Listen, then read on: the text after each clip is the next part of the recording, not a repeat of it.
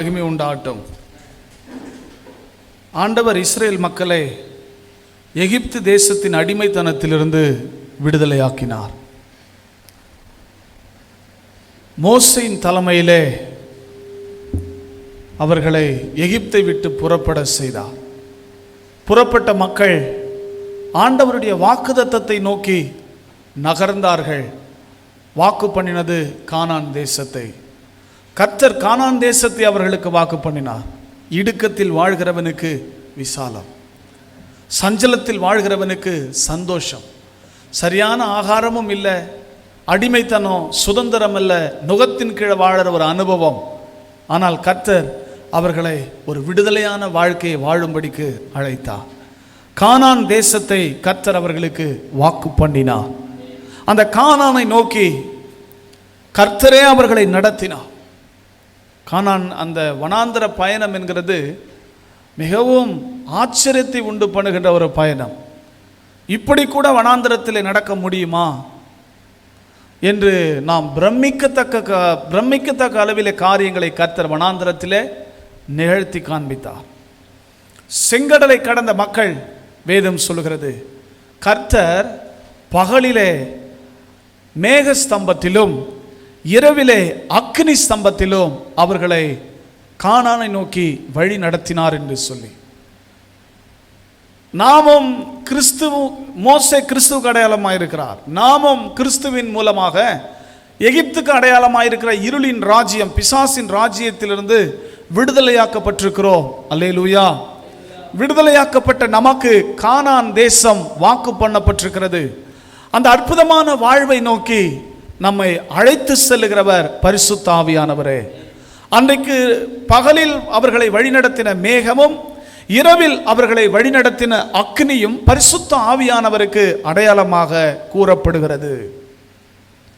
எப்படி அன்றைக்கு அந்த பகலில் மேகம் அவர்களை வழிநடத்தினதோ, இரவில் அக்னி எப்படி அவர்களை வழிநடத்தினதோ, அவைகள் திருஷ்டாந்தங்கள். எப்படி ரட்சிக்கப்பட்ட மக்களை ஆவியானவர் ஒரு அற்புதமான வாழ்வுக்கு நேராக வழி நடத்துவார் என்கிறதற்கு. இன்றைக்கு நீங்க வழி தெரியாமல் நிற்கிறீர்களா? ஆவியானவர் உங்களுக்காக இருக்கிறார். அவர் உங்களை வழி நடத்துவார். ஆமென். இந்த நல்ல நேரத்தில் பரிசுத்த ஆவியானவரை குறித்தும் அவரால் வருகின்ற நன்மைகளை குறித்தும் அவசியத்தை குறித்தும் நாம் தியானித்துக் கொண்டிருக்கிறோம். அதற்கு ஆதாரமாக அப்போஸ்தலர் நடபடிகள் 19ஆம் அதிகாரம் 1, 2, 6 ஆகிய வசனங்களை படித்திருவோம். அது நம்முடைய திறவுகோள் வார்த்தை. அதை படிச்சுட்டு இன்னைக்கு காரியங்களுக்குள்ளே கடந்து செல்லலாம்.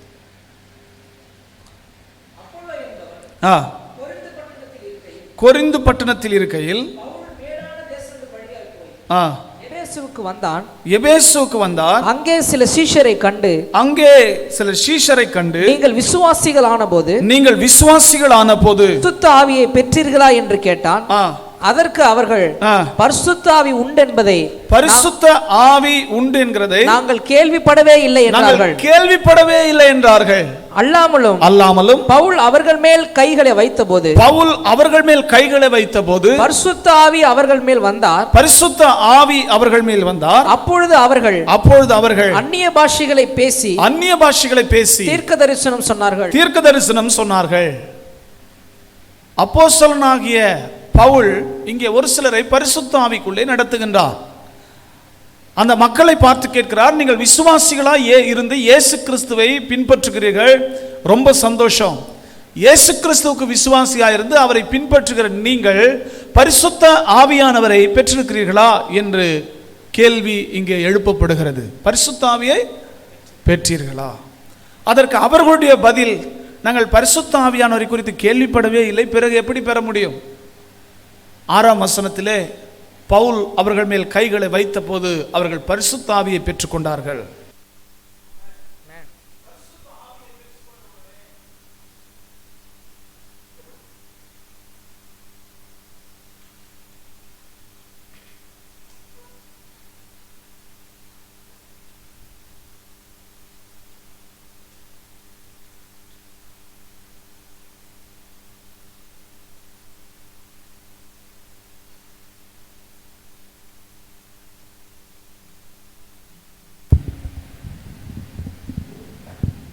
இந்த மைக் கூட பேட்ரி பவர் இருந்தால் தான் வேலை செய்யும். பேட்ரி பவர் இல்லைன்னா வேலை செய்யாது. மைக் இருக்கும், எல்லாமே இருக்கலாம், ஆனால் பேட்ரி பவர் இல்லைன்னா இது என்ன பண்ண முடியாது, வேலை செய்ய முடியாது. கிறிஸ்தவ வாழ்க்கை கூட பரிசுத்த ஆவின்ற பவர் வேணும். அப்படி இல்லைன்னா எல்லாமே இருந்தும் எதுவும் ஒர்க் அவுட் ஆகாது. இன்னும் எல்லாமே இருக்குது, எதுவுமே ஒர்க் அவுட் ஆகலை அப்படின்னு நீங்கள் கேட்டிங்கன்னா, மிக்சர் ஆனில் இருக்குது, ஆம்ப் ஆனில் இருக்குது, ஸ்பீக்கர்ஸ் எல்லாம் ரெடியாக இருக்குது, பவர் கனெக்டடாக இருக்குது, ஆனால் மைக்கு ஏன் வேலை செய்யலை அப்படின்னா இதுக்கு பவர் தேவை. பவர் இல்லாமல் இது வேலை செய்யாது. அப்படி போல் ஒரு சாதாரண மைக்குக்கே பவர் தேவை, ஒரு எனர்ஜி தேவை அது வேலை செய்கிறதுக்கு, இல்லையா? அப்படி போல் இந்த உலகத்தில் வாழ, கானானை சுதந்தரிக்க நமக்கு ஒரு பவர் தேவைப்படுது. அது பேட்டரி பவர் இல்லை, அது பரிசுத்த ஆவி என்னும் பவர். பரிசுத்த ஆவியானவர் அளிக்கின்ற பவர். இன்றைக்கி அது நம்மகிட்ட இருக்கா? எல்லாமே இருக்கு, ஆனால் எதுவுமே ஒர்க் அவுட் ஆகலை. ஏன் ஒர்க் அவுட் ஆகலை? தேவ ஆவியானவர் உங்களுக்குள்ளே இருக்கிறாரா? அவருடைய பலன், அவருடைய வல்லமை உங்களுக்குள்ளே இருக்கிறதா? இருக்கிற மாதிரி தான் இருக்குது. அதில் இழுவலாம் இருக்கக்கூடாது. நிச்சயமாக சொல்ல முடியுமா?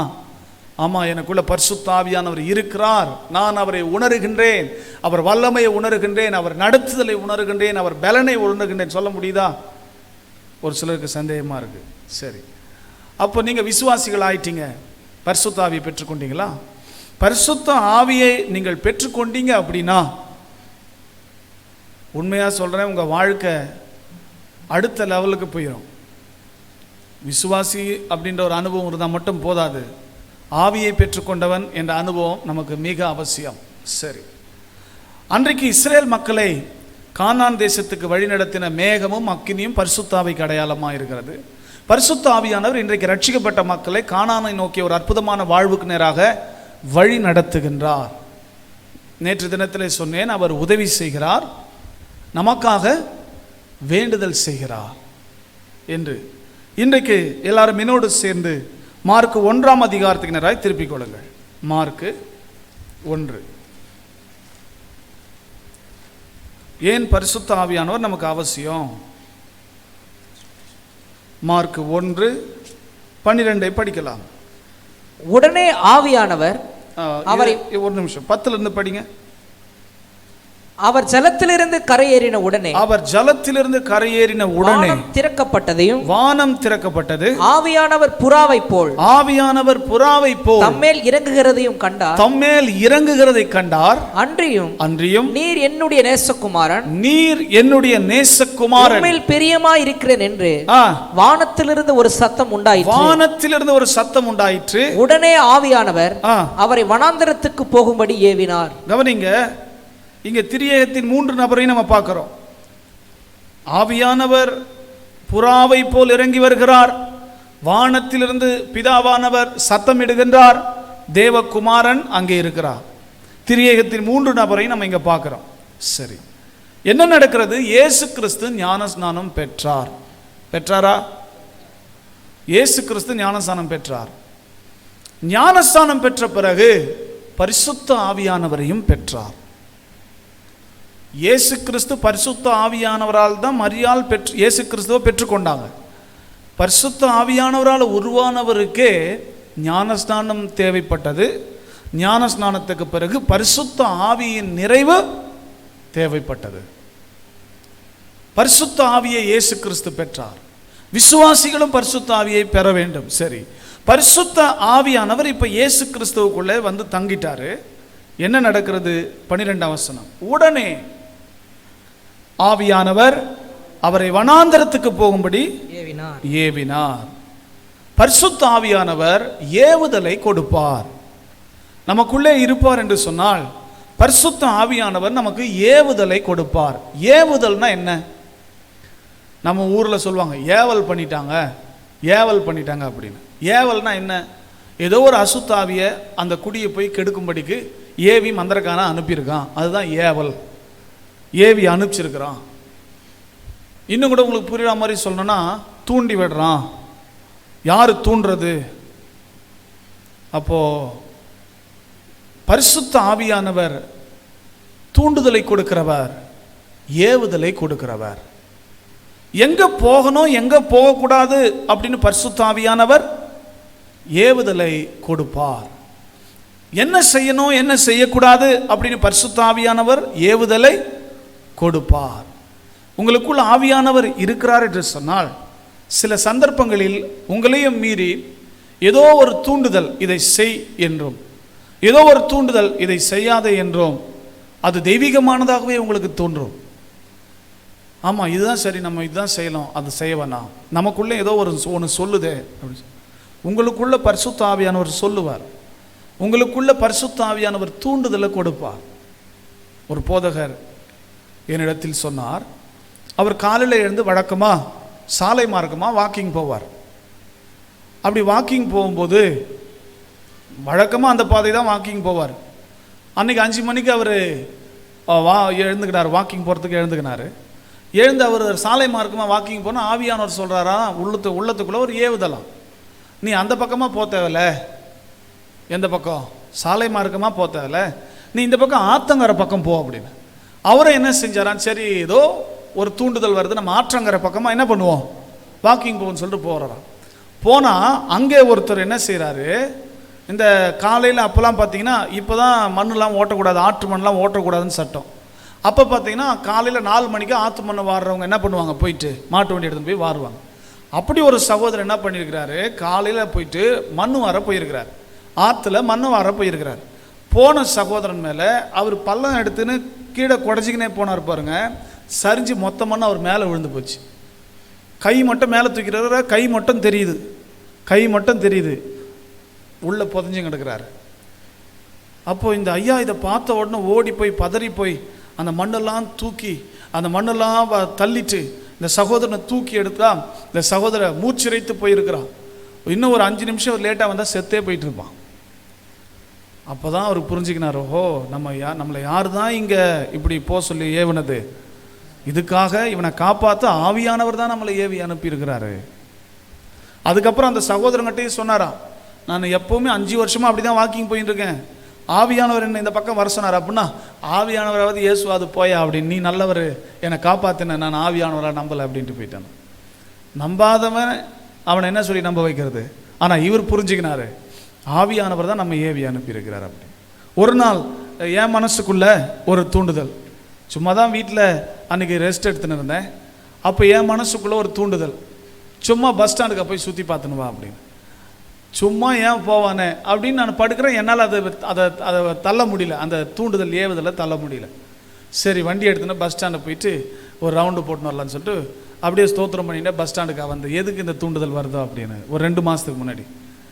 அப்போ பார்த்தீங்கன்னா பஸ் ஸ்டாண்டு வெளியே ஹாஸ்பிட்டல் ரோடு டோன் ஆகிற ஒரு இடத்துல எனக்கு தெரிஞ்ச ஊழியக்காரர், ரொம்ப வயசான ஊழியக்காரர், ஹாஸ்பிட்டலில் இருக்கிற கவர்மெண்ட் ஜிஹெச்சில் இருக்கிற அவங்களுக்கு தெரிஞ்சவங்க பிரசவத்துக்கு அட்மிட் ஆகிருக்கவங்க பார்க்க வந்திருக்கிறாரு. பார்க்க வந்தவருக்கு திரும்பி போகிறதுக்கு வழி இல்லை.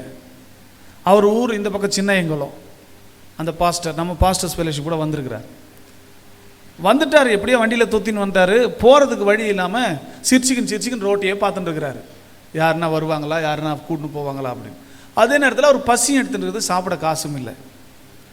அப்போது என்னையா இங்கே அப்படின்னு கேட்டால் விஷயத்தை சொல்லிவிட்டு, பாஸ்டர் என்னை கூட்டின்னு போய் வீட்டில் விட்டுறீங்களா அப்படின்னார். என்ன உங்கள் வண்டி என்னாச்சு? என் வண்டி ரிப்பேர் ஆயிடுச்சு, இந்த மாதிரி ஒருத்தவங்க பிரசவம் பார்க்குறதுக்கு வந்தேன், போகிறது ஒரு தம்பி வந்தான், அவங்க கூட வந்துட்டேன், அவன் என்னை கைவிட்டான், அவன் அங்கேயே நின்றுட்டான், இப்போ நான் வீட்டுக்கு போகிறதுக்கு வழியில் பசியும் எடுத்துக்கிச்சு எனக்கு. அவரை கூட்டின்னு போய் சாப்பாடு வாங்கி கொடுத்து அவரை கூட்டின்னு போயிட்டு நான் வீட்டில் விட்டுட்டு அதுக்கப்புறம் வீட்டுக்கு வந்தேன். அப்போ தான் நான் உணர்ந்தேன், ஆவியானவர் தான் இந்த ஏவுதலை கொடுத்துருக்கிறார். உங்களுடைய ஐம்புலன்களுக்கு அப்பாற்பட்டு உங்களுடைய பகுத்தறிவு இதெல்லாம் தாண்டி, ஏன் எதுக்குன்னு காரணமே இல்லாமல் உங்கள் ஆவிக்குள்ள மனதுக்குள்ள ஒரு சில தூண்டுதல்கள் வந்தால், மாம்சமும் தூண்டுதலை கொடுக்கும், அது நமக்கு தெரியும். ஆனால் தெய்வீகமான தூண்டுதல்கள், தெய்வீகமான ஏவுதல்கள் வந்தால் அது ஆவியானவர் தான் கொடுக்குறாருன்றதை நீங்கள் புரிஞ்சுக்குங்க. ஆவியானவர் தான் அதை கொடுக்குறான்னு நீங்கள் புரிஞ்சுக்குங்க. அவர் நம்ம ஏவி அனுப்புவா, நமக்குள்ளே ஒரு ஏவுதலை கொடுப்பார். இங்கே பாருங்க, இயேசு கிறிஸ்துவை வனாந்திரத்துக்கு போகும்படிக்கு யார் தான் ஏவினது? ஆவியானவர் தான் ஏவினார். இயேசுவும் என்ன பண்ணார்? வனாந்திரத்துக்கு போனார். அநேக நேரங்களில் ஆவியானவருடைய ஏவுதலுக்கு நாம் செவி கொடுக்கறதில்லை. நம்முடைய மாம்சம் போராடுகிறது, நம்முடைய ஜென்ம சுவாபம் போராடுகிறது. கொஞ்சம் யோசித்து பாருங்க. இன்னைக்கு ஒரு சகோதரி இங்கே வந்தாங்க, அவங்க ஒரு பொருத்தனை செஞ்சாங்களாம். அந்த பொருத்தனையை செஞ்சு ஆண்டவரும் அவங்க ஜெபத்தை கேட்டு பதில் கொடுத்துட்டாராம். அந்த பொருத்தனையை அவங்க செஞ்சு பல மாதங்கள் ஆயிடுச்சு. ஆனாலும் அதை செய்யணும் அப்படின்ற எண்ணம் இருந்தாலும் அவங்க இது குறைப்பா விசிலிங் வருது, இதை செய்யணும் அப்படின்ற மனசு அவங்களுக்கு வந்தாலும் ஏதோ ஒன்று நம்ம எப்படி இதெல்லாம் செய்யறது அப்படின்னு சொல்லிட்டு அவங்களுக்குள்ள ஒரு தடை. வாழ்க்கையில் ரொம்ப சோர்ந்து போயிருக்கிற சமயத்தில் போன வாரம் தேவன் அவர்களோடு கூட இடைப்படுகிறார். காலையில் 5 மணிக்கு பேசுகிறாரா, நீ செஞ்ச பொருத்தனையே நீ நிறைவேற்றினியா அப்படின்னு. அப்போது அவங்க அன்றைக்கே தீர்மானம் பண்ணிட்டாங்க, நான் பொருத்தனை நிறைவேற்றினேன். இன்றைக்கி சாயங்காலம் வந்து பொருத்தனை நிறைவேற்றிட்டு போனாங்க. ஏன் சொல்கிறோம் அப்படின்னா, ஆவியானவர் நிச்சயம் நமக்குள்ளே இருக்கிறார் என்று சொன்னால் அவர் நமக்கு ஏவுதல்களை தூண்டுதல்களை கொடுப்பார். நம்முடைய மனுஷிகம் அதற்கு விரோதமாய் போராடும், நம்முடைய ஜென்ம சுவாபம் அதற்கு விரோதமாய் போராடும், நம்முடைய பகுத்தறிவும் நம்முடைய சுயநலமும் அதற்கு விரோதமாய் போராடும். ஆனால் அவைகளையெல்லாம் மீறி ஆவியானவருடைய அந்த ஏவுதலை தூண்டுதலை நாம் ஏற்றுக்கொண்டால் நிச்சயம் நம்முடைய அடிகள் கானானை நோக்கியதாக இருக்கும். ஆமென். நாம் கானானை நோக்கி முன்னேறுகிறவர்களாய் இருப்போம். ஏன் இன்றைக்கு நாம் இருக்கிற மாதிரியே இருக்கிறோம் அப்படின்னு கேட்டிங்கன்னா, அத்தனையும் நம்முடைய மாம்சம், அத்தனையும் நம்முடைய சுயம், நம்முடைய பகுத்தறிவு, நம்முடைய அனுபவம், நம்முடைய எக்ஸ்பீரியன்ஸ், நம்முடைய சூழ்நிலை, இதெல்லாம் என்ன சொல்லுதோ அங்கிருந்து நமக்கு ஒரு ஏவுதல் வருது. நம்முடைய மாம்சத்திலிருந்து உண்டாகிற ஏவுதல்கள், அதை நாம் நிறைவேற்றுகிறதினால்தான் நாம் நம்முடைய வாழ்க்கையிலே ஈடேற முடியவில்லை. ஆமென். எல்லாரும் என்னோடு சேர்ந்து கலாத்தியர் 5ஆம் அதிகாரத்துக்கு நேராய் திருப்பிக் கொள்ளுங்கள். கலாத்தியர் 5ஆம் அதிகாரம்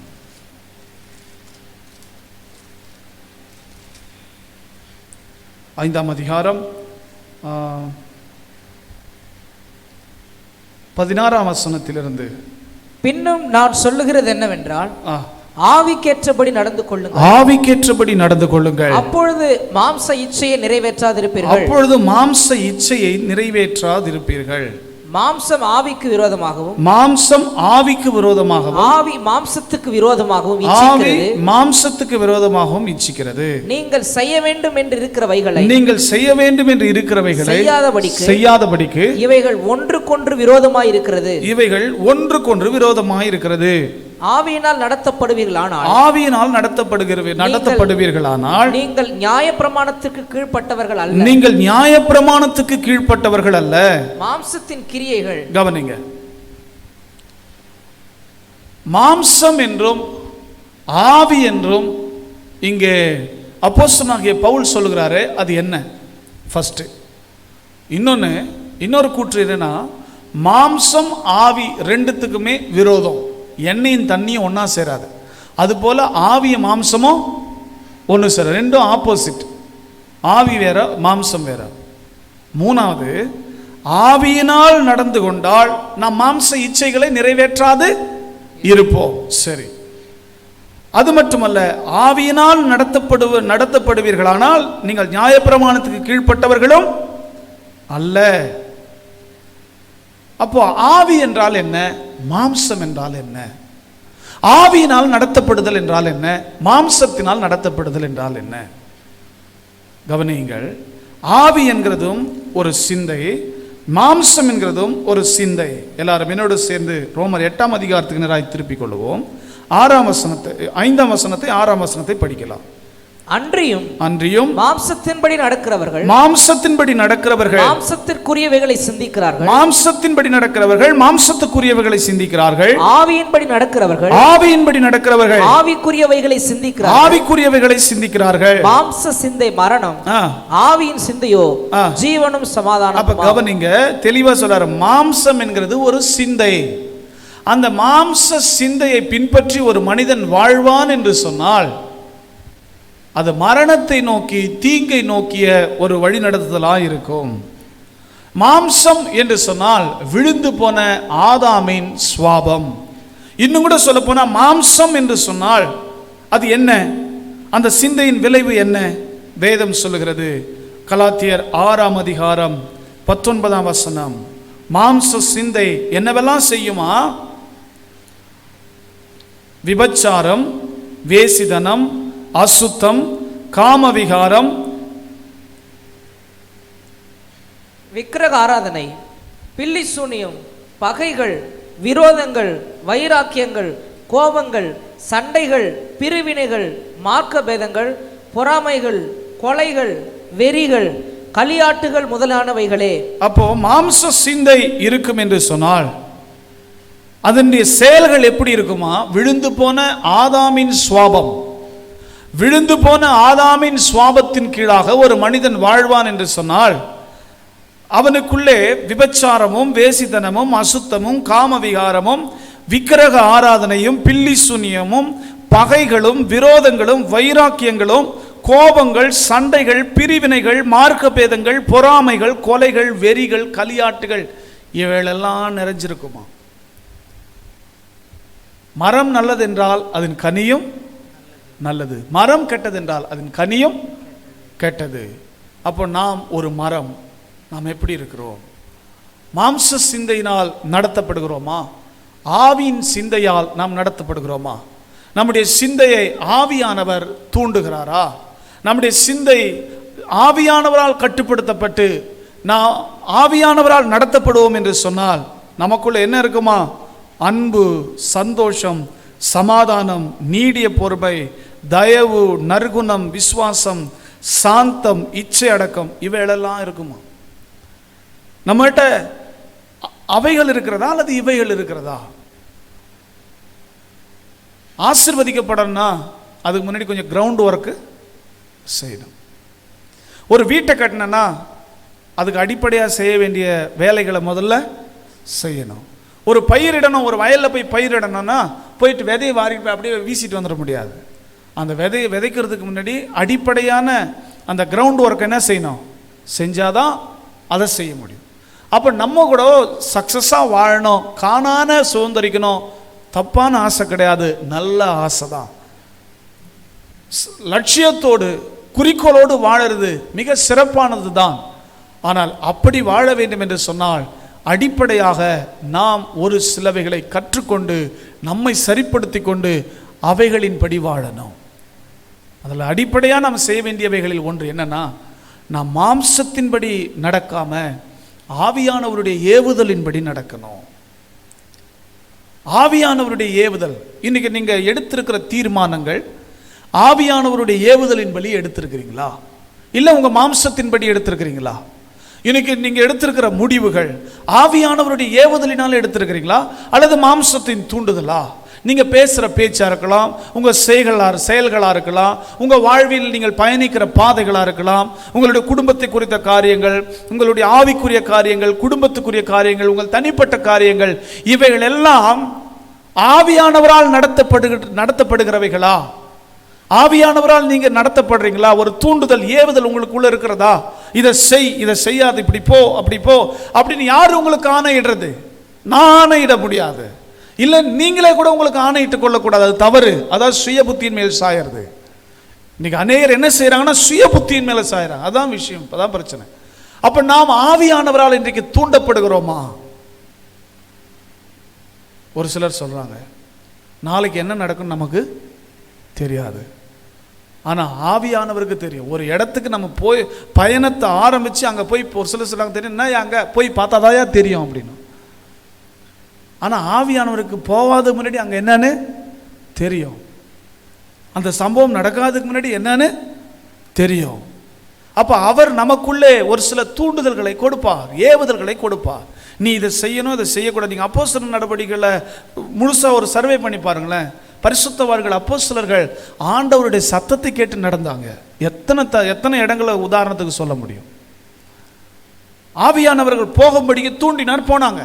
ஆவியானவர் போகாதன்னு சொன்னார், போகாம இருந்தாங்க. ஏன்னா அங்க என்ன நடக்குதுன்னு இவருக்கு தெரியும். அப்போ நம்முடைய எதிர்காலத்தை அறிந்தவர், நாளைக்கு என்ன நடக்கும் என்கிறதை அறிந்தவர் பரிசுத்த ஆவியானவர். அவருடைய ஞானம் ஆழ்கடலின் ஆழத்தை போன்றது. உங்க ஞானம் கொஞ்சம், அவருடைய ஞானம் அதிகம்.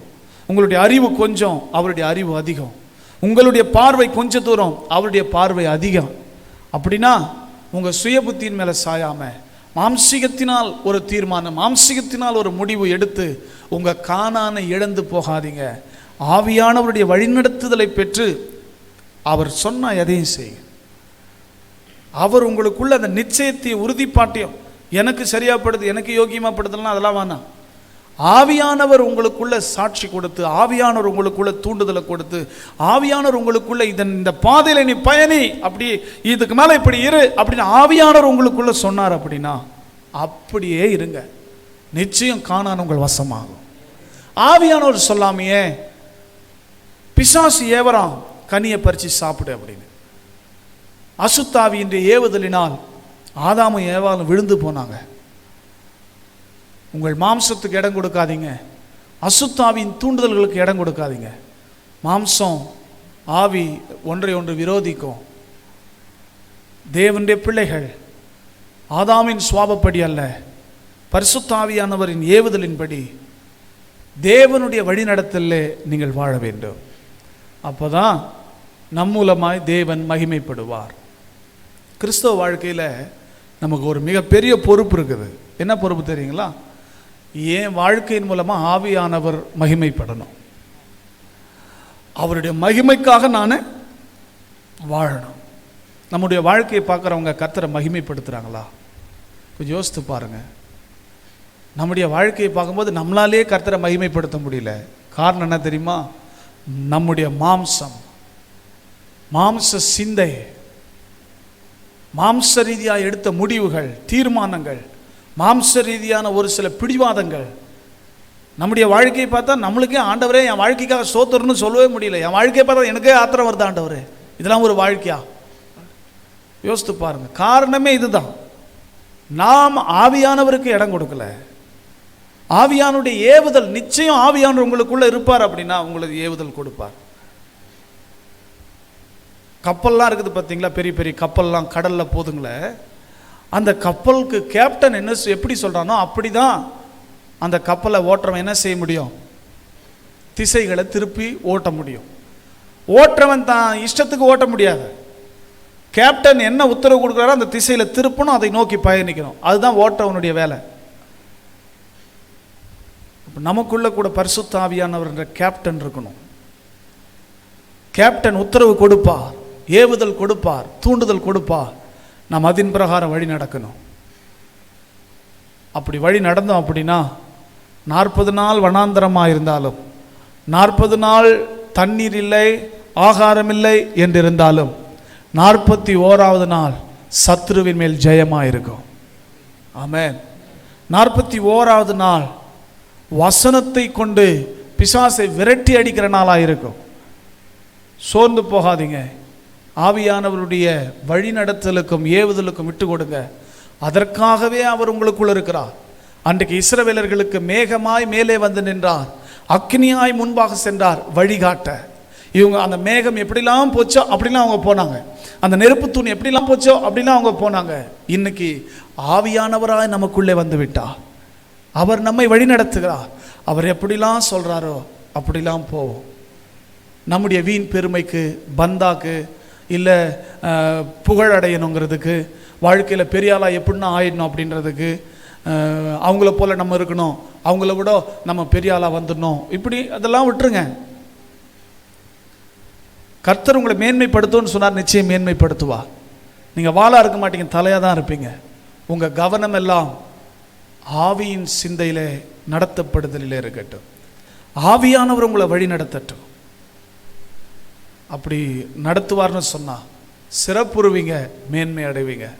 பிசாசுக்கு இடம் கொடாமல், மாம்சத்துக்கு இடம் கொடாமல் எதிர்த்து நில்லுங்கள். தேவனுக்கு கீழ்ப்படியுங்க, தேவ ஆவியானவருக்கு கீழ்ப்படிங்க. அவருடைய தூண்டுதல்களை உணர்ந்து கொள்ளுகிற அளவுக்கு ஆவிக்குரிய வாழ்க்கையில் சென்சிட்டிவாக மாறுங்க. அவரோடு கூட ஐக்கியம் கொள்ளுங்க, உறவாடுங்க. நிச்சயம் கர்த்தர் உங்களை செமையான வழிகளிலே நடத்தி செல்லுவார். ஆமென். சங்கீதக்காரன் சொல்றாரு, சங்கீதம், எல்லாரும் என்னோடு சேர்ந்து சங்கீதம் 143 சங்கீதம் 10 வசனம் படிக்கலாம். உமக்கு பிரியமானதை செய்ய உமக்கு பிரியமானதை செய்ய எனக்கு போதித்தருளும். எனக்கு பிரியமானதை செய்ய எனக்கு போதித்தருளும் என்றா? உமக்கு எனக்கு பிரியமானதை செய்ய எனக்கு போதித்தருளும் என்றா?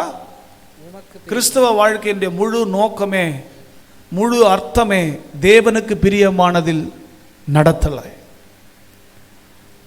அநேக நேரங்களில் கல்வாரின் ஆசீர்வாதங்களில் மூழ்கி திளைக்கிற நாம், கர்த்தர் நல்லவர், கர்த்தர் போதுமானவர், அவர் எனக்காக எல்லாவற்றையும் செய்து முடித்து விட்டார் அப்படிலாம் சொல்லி கல்வாரியின் சுகத்திலே, கல்வாரியின் பலத்திலே, கல்வாரியின் அடைக்கலத்திலே தஞ்ச புகுந்து இன்பம் காணுகிற நாம் அவருக்கு பிரியமானதை செய்கிறோமா அல்லது நமக்கு பிரியமானதை செய்கிறோமா? ஊழியம் கூட அவருக்கு பிரியமாக தான் செய்யணும். ஒரு சில நேரங்களில் பிசாசு நம்மை தூண்டுகிறான்.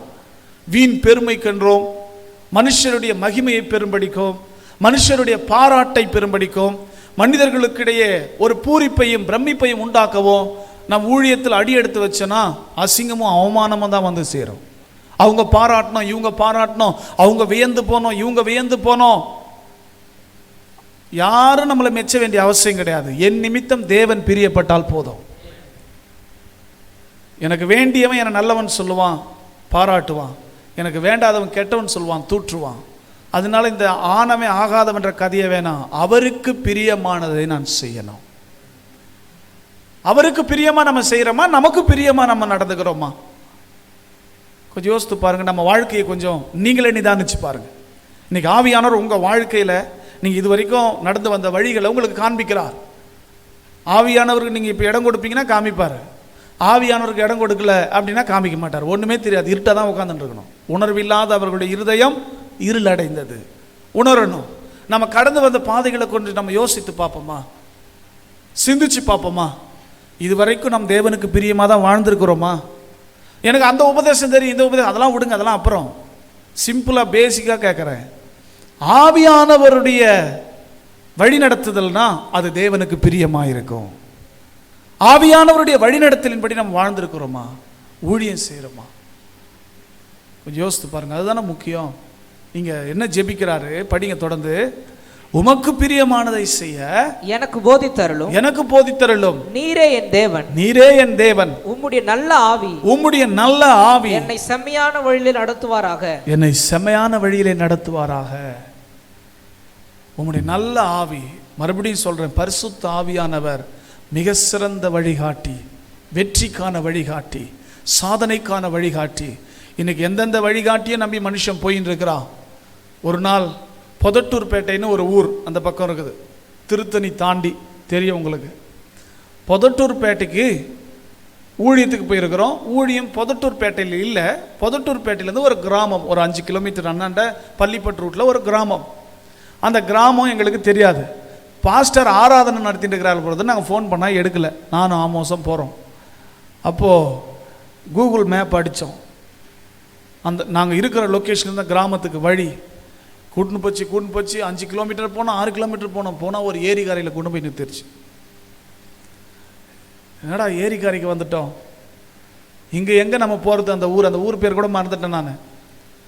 எப்படிடா போகிறது? ஐயா வந்த வழியே திரும்பி போயிட்டு யாரையாவது கேட்டுன்னு போகலாம் அப்படின்னா இவன் நிறுத்தி ஒரு குடிகாரங்கிட்ட வழியை கேட்டான். அந்த குடிகாரன் ஏருக்கு மாறா பதில சொல்லிட்டான். ஆராதனை முடிச்சிட்டா பொழுது பாஸ்டரே லைனுக்கு வராரு. ஐயா எங்கே இருக்கிறீங்க, டைம் ஆயிடுச்சு. நான் 1/2 மணி நேரமாக உங்கள் ஊரையே சுற்றி வந்துன்னுக்கிறேன், எங்கே தெரில உங்கள் ஊருக்கு, நீங்கள் எங்கே இருக்கிறீங்க? இந்த இடத்துல இருக்கிறேன். தம்பி ஒருத்தனை அங்கேயே நில்லுங்க, தம்பி ஒருத்தனை அனுப்புகிறேன், வந்துடுங்க. ஒரு 1/4 மணி நேரத்தில் அந்த தம்பி வந்தார், கூட்டின்னு போயிட்டார். ஏன் சொல்கிறேன்னா, நிறைய நேரத்தில் மிஸ்கைட் ஆகிறோம் நம்ம. அந்த மிஸ்கைட் ஆகிறதுக்கு மிகப்பெரிய பிரச்சனை என்ன தெரியுமா? நமக்கு எது சரியாகப்படுது, நமக்கு எது தவறாப்படுது. இதுதான் நமக்கு எது சரியாகப்படுது, நமக்கு எது தவறாப்படுதுங்கிறதுனால நம்ம ஒரு தவறான வழிநடத்தலுக்குள்ள பிசாசு நம்ம வழிநடத்த இடம் கொடுக்காதீங்க. ஆண்டவருடைய வழிநடத்தலுக்கும் அவருடைய தெளிவான உணர்த்துதலுக்கும் பொறுமையாய் காத்துருங்க. அது வரைக்கும் சைலண்டாக இருங்க, அலப்பறை பண்ணாமல். அப்படி சைலண்டாக இருப்போம் அப்படின்னா உண்மையாக சொல்கிறேன், நிச்சயமாக வாழ்க்கை காணானாக இருக்கும். ஆமென். ஆவியானவர் வழி நடத்துவார். இன்றைக்கி இப்படிப்பட்ட ஒரு ஜெபத்தை நாமும் செய்யலாம். அனைவரும் எழுந்து நின்று ஜெபிக்கலாம். ஹல்லேலூயா. கிருபையும் இரக்கமும் மிகுந்த நல்ல பிதாவே, கர்த்தராகிய இயேசுவின் நாமத்தினால் உம்மிடத்தில் வருகிறோம். இந்த கிறிஸ்தவ வாழ்க்கையை எங்கள் சுய இஷ்டமாக நாங்கள் வாழக்கூடாது ஆண்டவரே. எங்களுக்கு பிரியமாகவே நாங்கள் வாழ்ந்துக்க கூடாது ஆண்டவரே. எங்களுக்காய் பாடுபட்டு மரித்துயிர்த்த ஆண்டவராகிய இயேசுவே, உமக்கு பிரியமாய் நாங்கள் வாழ வேண்டும். உம்முடைய ஆவியை பெற்றுக்கொண்ட நாங்கள் உம்முடைய ஆவியினுடைய வழிநடத்துதலை உணர்ந்து, ஏவுதலை உணர்ந்து, அதன் பிரகாரம் வாழ உதவி செய்யுங்க. மாம்சத்துக்கு விடை கொடுக்கிறோம். ஆவியானவரே, எங்களை ஆவியின் சிந்தைக்குள்ளே நடத்தும். உமக்கு பிரியமானதை செய்ய எனக்கு கற்றுத்தாரும், போதியும். நீரே என் தேவன், உம்முடைய நல்ல ஆவியானவர் செமையான வழிகளிலே என்னை நடத்தட்டும். எல்லாரும் கேளுங்க. ஓ உமக்கு ஸ்தோத்திரம். பரிசுத்தாவியானவரே, பரிசுத்தாவியானவரே, உம்முடைய ஏவுதலை நாங்கள் வேண்டுகிறோம். உம்முடைய வழிநடத்துதலை வேண்டுகிறோம் ஐயா. நீரே மகிமைப்படும் எங்கள் வாழ்வின் மூலமாக. இயேசுவின் நாமத்தில் பிதாவே, ஆமென், ஆமென். நாத்துமாவே கர்த்தரை ஸ்தோத்திரி, முழு உலகமே பரிசுத்த நாமத்தை ஸ்தோத்திரி. ஆமென்.